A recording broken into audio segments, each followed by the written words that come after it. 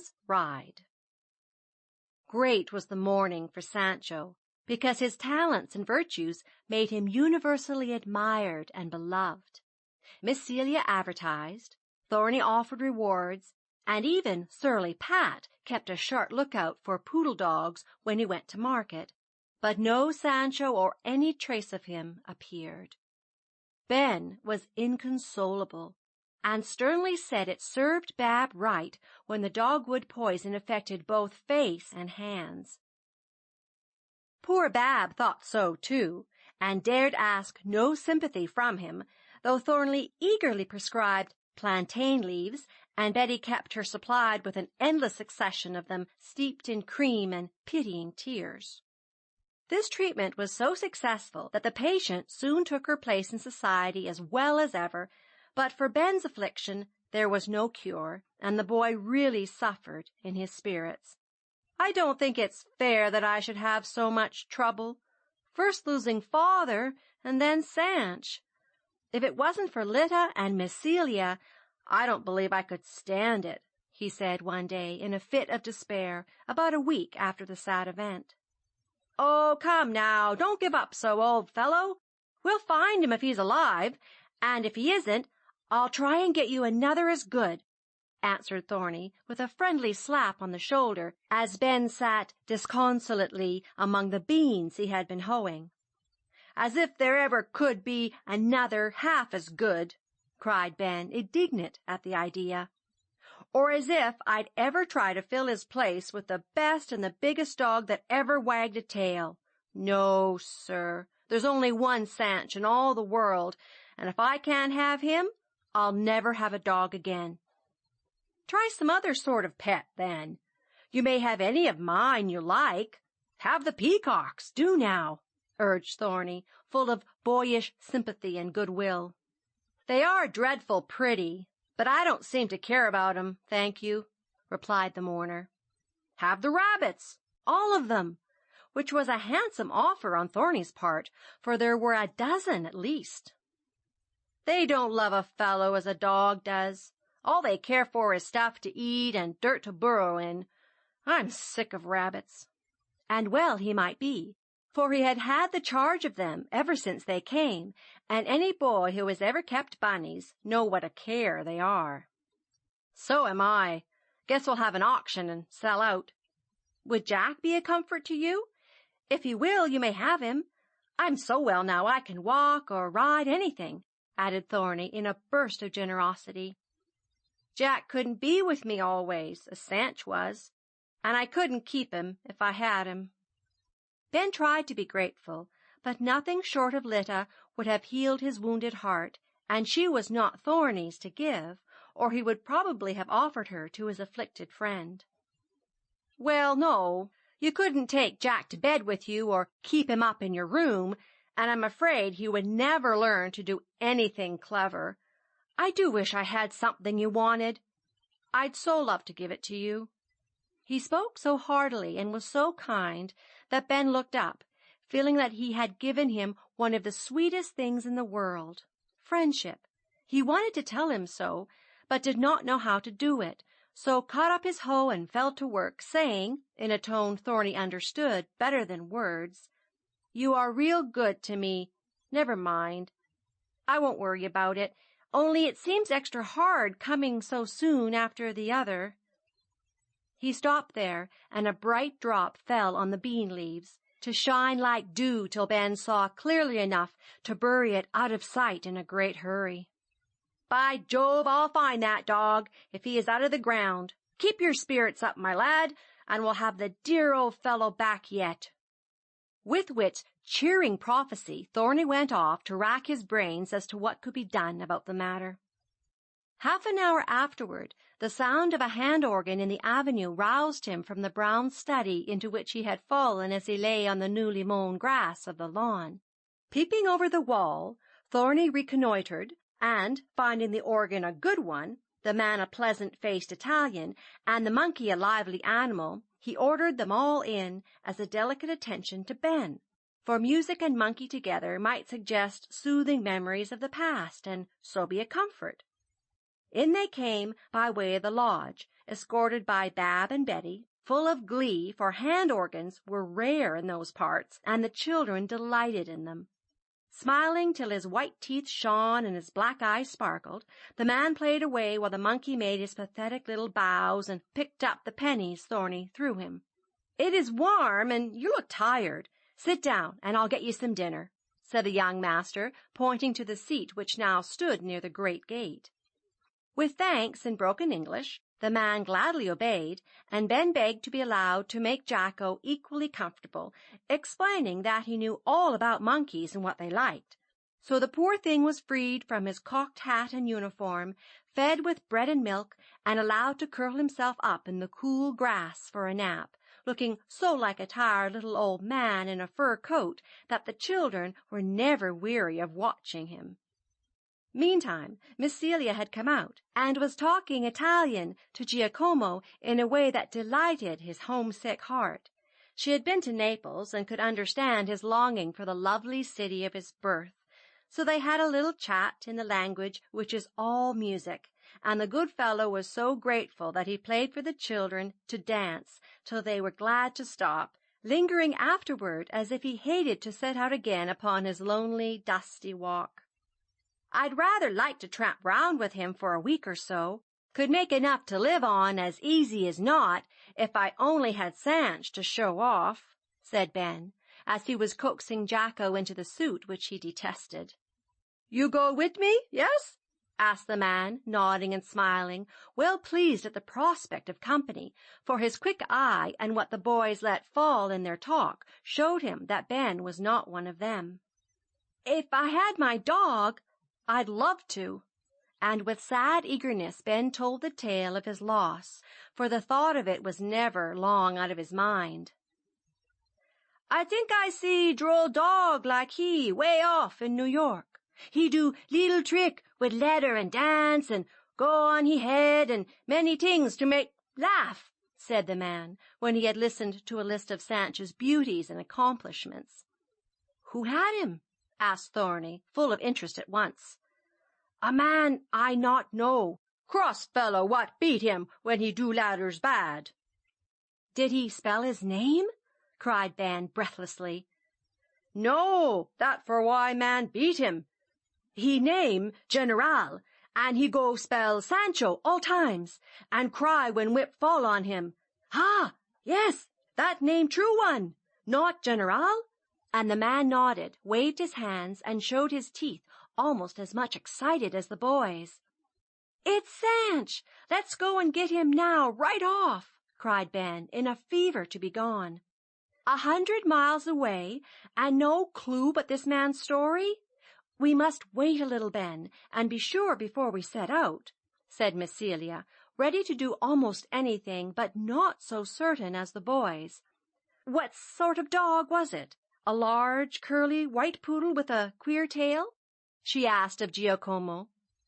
"No, signorina mia. He no curly, no white.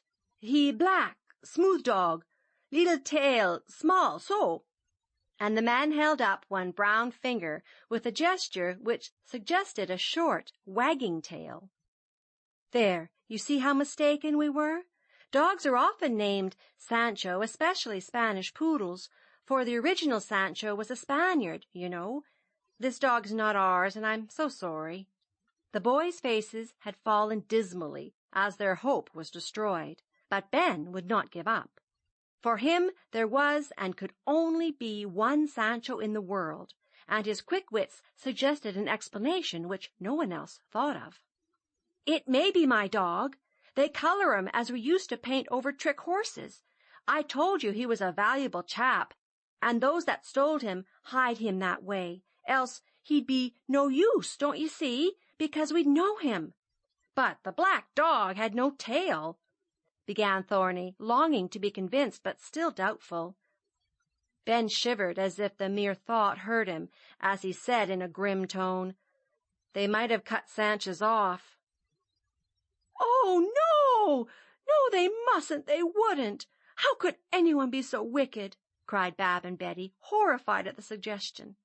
You don't know what such fellows would do to make all safe, so they could use a dog to earn their living for 'em," said Ben, with mysterious significance, quite forgetting in his wrath that he had just proposed to get his own living in that way himself. "He know your dog? Sorry I not find him for you.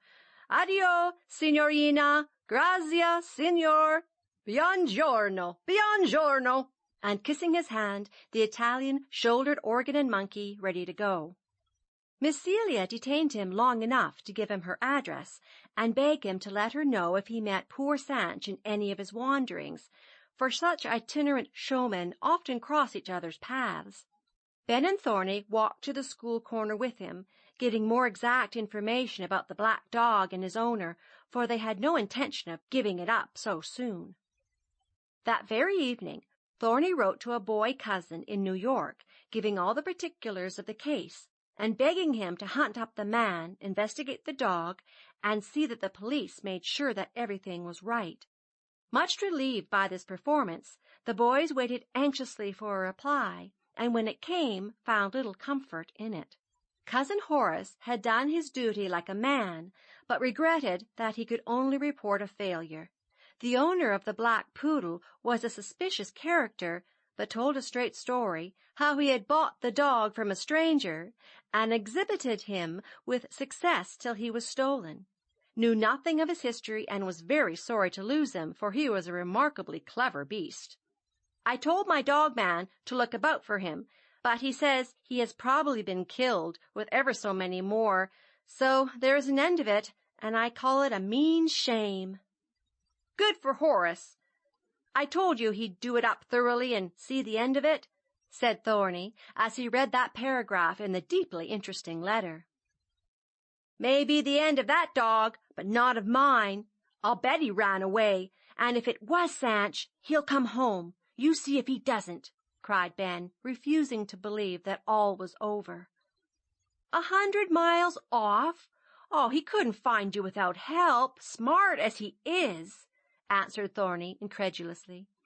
Ben looked discouraged, but Miss Celia cheered him up again by saying, "Yes, he could.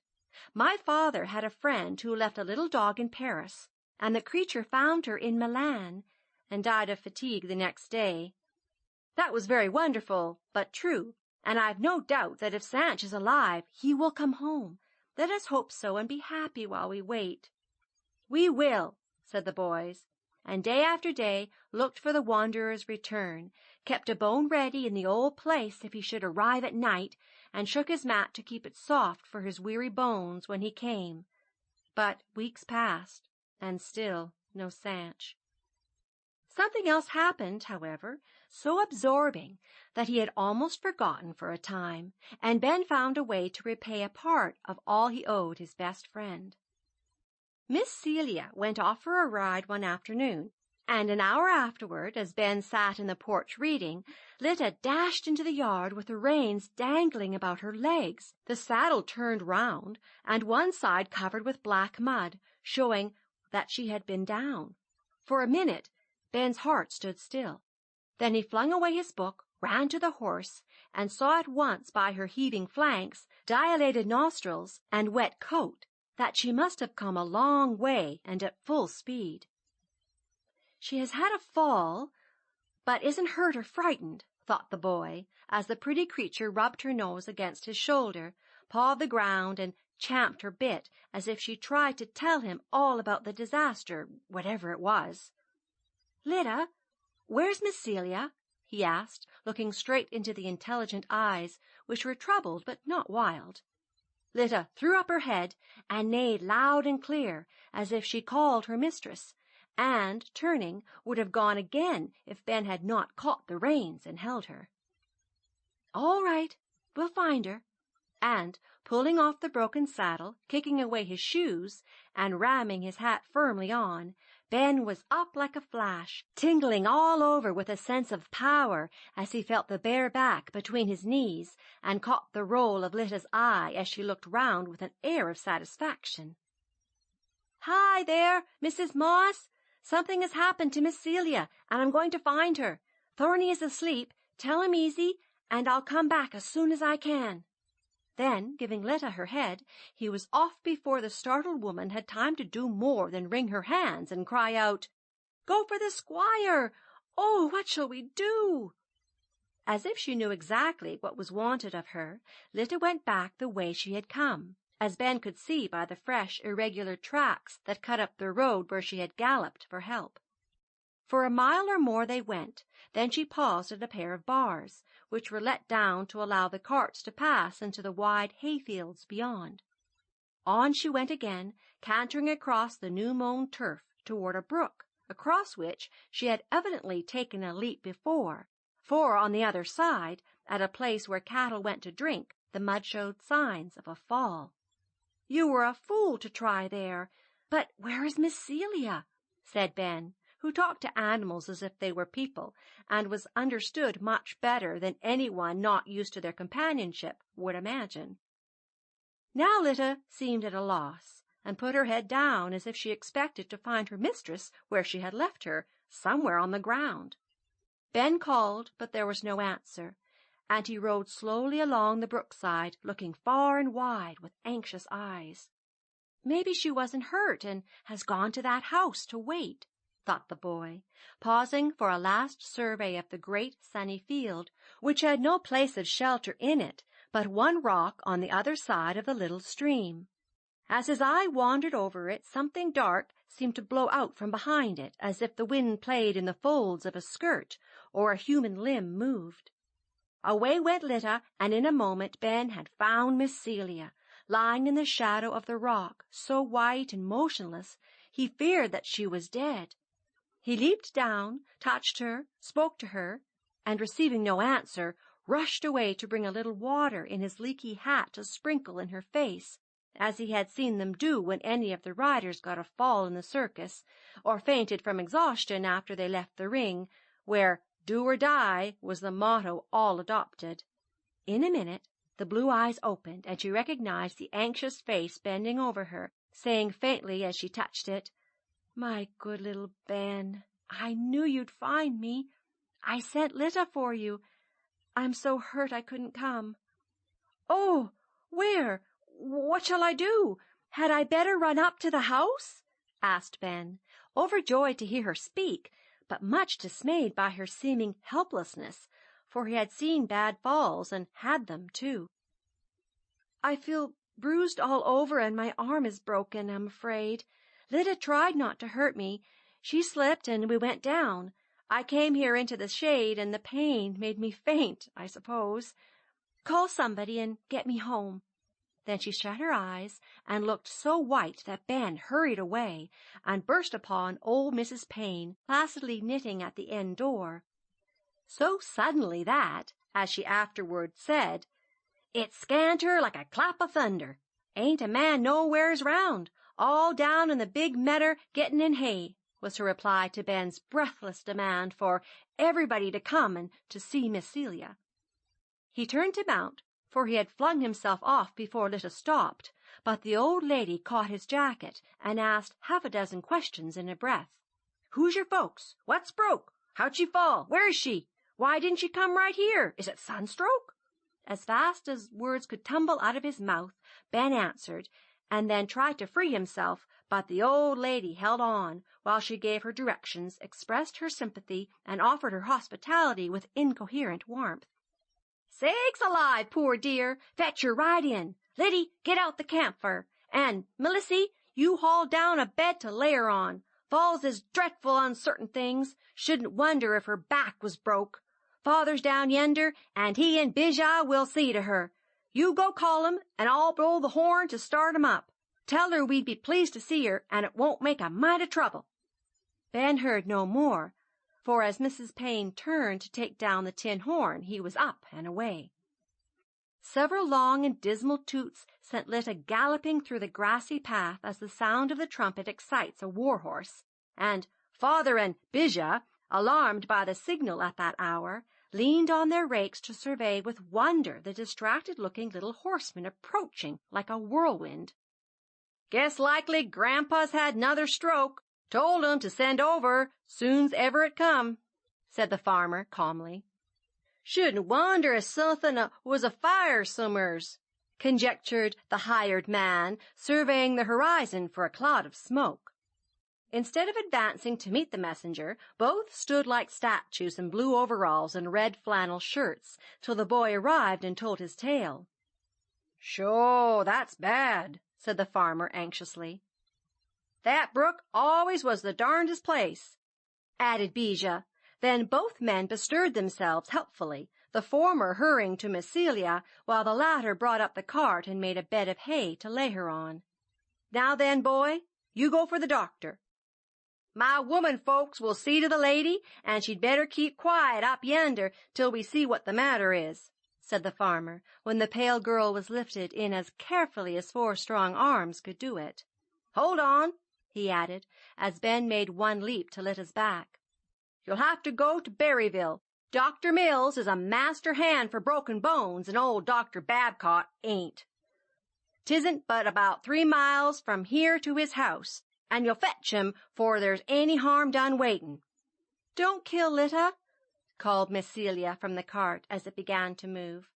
But Ben did not hear her, for he was off across the fields, riding as if life and death depended upon his speed.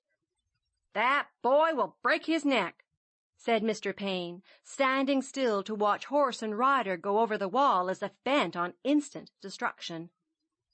"No fear for Ben. He can ride anything, and Lita was trained to leap," answered Miss Celia, falling back on the hay with a groan, for she had involuntarily raised her head to see her little squire dash away in gallant style. "I should hope so. Regular jockey, that boy. Never seen anything like it out of a race ground." And Farmer Payne strode on, still following with his eye the figures that went thundering over the bridge, up the hill, and out of sight, leaving a cloud of dust behind. Now that his mistress was safe, Ben enjoyed that wild ride mightily, and so did the bay mare, for Lita had good blood in her, and proved it that day by doing her 3 miles in a wonderfully short time. People jogging along in wagons and country carryalls stared amazed as the reckless pair went by. Women, placidly doing their afternoon sewing at the front windows, dropped their needles to run out with exclamations of alarm. Sure someone was being run away with. Children playing by the roadside scattered like chickens before a hawk as Ben passed with a warning whoop, and baby carriage were scrambled into dooryards with perilous rapidity at his approach. But when he clattered into town, intense interest was felt in this barefooted boy on the foaming steed, and a dozen voices asked, "Who's killed?" as he pulled up at the doctor's gate. "Just drove off that way. Miss Flynn's baby's in a fit," cried a stout lady from the piazza, never ceasing to rock, though several passers-by paused to hear the news, for she was a doctor's wife, and used to the arrival of excited messengers from all quarters at all hours of the day and night. Deigning no reply to anyone, Ben rode away, wishing he could leap a yawning gulf, scale a precipice, or ford a raging torrent to prove his devotion to Miss Celia and his skill in horsemanship. But no dangers beset his path, and he found the doctor pausing to water his tired horse at the very trough where Bab and Sancho had been discovered on that ever-memorable day. The story was quickly told, and promising to be there as soon as possible, Dr. Mills drove on to relieve baby Flynn's inner man, a little disturbed by a bit of soap and several buttons, upon which he had privately lunched while his mamma was busy at the wash-tub. Ben thanked his stars, as he had already done more than once, that he knew how to take care of a horse, for he delayed by the watering place long enough to wash out Lita's mouth with a handful of wet grass, to let her have one swallow to clear her dusty throat, and then went slowly back over the breezy hills, patting and praising the good creature for her intelligence and speed. She knew well enough that she had been a clever little mare, and tossed her head, arched her glossy neck, and ambled daintily along, as conscious and coquettish as a pretty woman, looking round at her admiring rider to return his compliments by a glance of affection, and caressing sniffs of a velvet nose at his bare feet. Miss Celia had been laid comfortably in bed by the farmer's wife and daughter, and when the doctor arrived, bore the setting of her arm bravely. No other serious damage appeared, and bruises soon heal, so Ben was sent home to comfort Thorny with a good report, and asked the squire to drive up in his big carryall for her the next day, if she was able to be moved. Mrs. Moss had been wise enough to say nothing, but quietly made what preparations she could, and waited for tidings. Bab and Betty were away berrying, so no one had alarmed Thorny, and he had his afternoon nap in peace, an unusually long one, owing to the stillness which prevailed in the absence of the children, and when he awoke he lay reading for a while before he began to wonder where everyone was. Lounging out to sea, he found Ben and Lita reposing side by side on the fresh straw in the loose box, which had been made for her in the coach-house.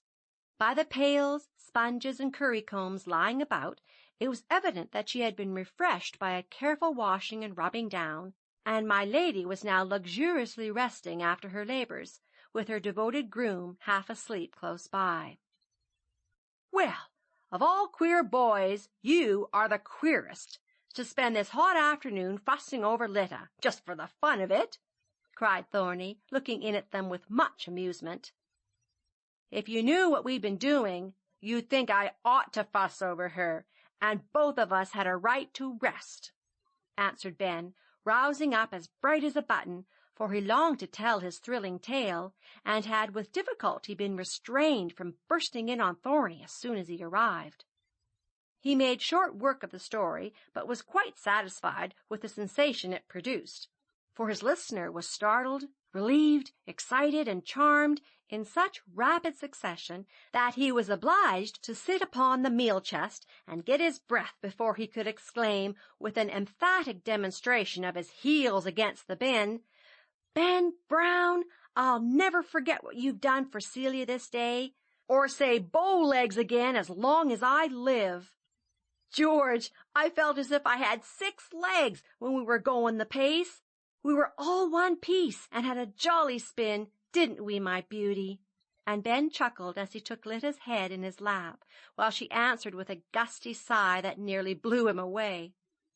"Like the fellow that brought the good news from Ghent to Aix," said Thorny, surveying the recumbent pair with great admiration. "What fellow?" asked Ben, wondering if he didn't mean Sheridan, of whose ride he had heard. "Don't you know that piece? I spoke it at school. Give it to you now, see if it isn't a rouser." And, glad to find a vent for his excitement, Thorny mounted the meal-chest to thunder out that stirring ballad with such spirit that Lita pricked up her ears, and Ben gave a shrill "Hooray!" as the last verse ended.